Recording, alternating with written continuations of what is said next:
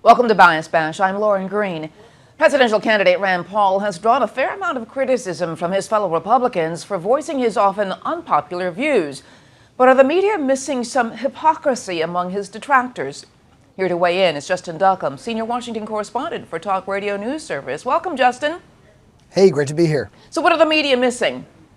Well, I think following the efforts that he took on the Patriot Act, we have seen a stunning level of hypocrisy coming from his critics in the Senate.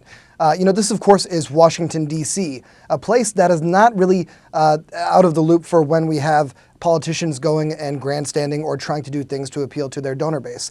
That's just sort of the current actions. And we have people like John McCain, who, when president, certainly tried probably one of the greatest moments of grandstanding in 2008 when he suggested suspending the campaign, and who previously supported the Confederate flag, and what he admitted afterwards was an effort to try to appeal to Southern voters. This is also something that we're seeing with Marco Rubio, who has been consistently tracking to the right on national security issues.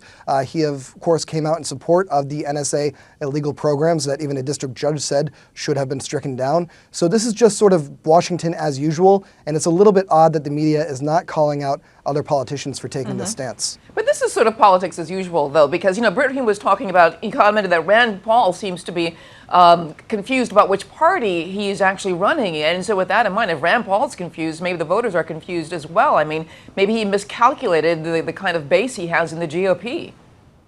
I think it may be a situation of another circumstance. A lot of people are currently turning against the Patriot Act. The Edward Snowden revelations have certainly frightened a good number of Americans who are, pretty uncomfortable with the idea of the government collecting metadata in bulk. And I think this is sort of a natural reaction to that. He's carving himself out a sort of a clique. He's trying to reach a certain element of voters, and I think he's doing so very effectively. But that's the problem. Is he reaching the voters within the GOP, or are there people out there who think he's actually a Democrat because of if people like Brit Humer, who was a Fox contributor, obviously, is saying that Rand Paul's confused, perhaps the voters are confused as well and wondering why they can't find him on the Democratic ticket or the Libertarian ticket or something.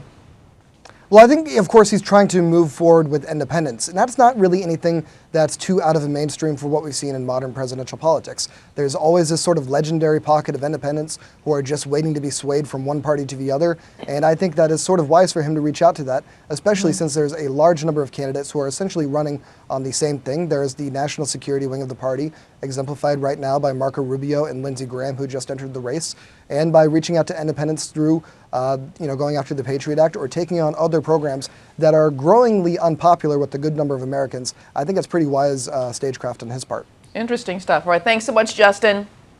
Thank you. If you want to hear more media analysis on this topic, catch Media Buzz with Howard Kurtz, Sundays at 11 a.m. Eastern and again at 5 p.m. Eastern on the Fox News Channel. I'm Lauren Green, and thanks for watching.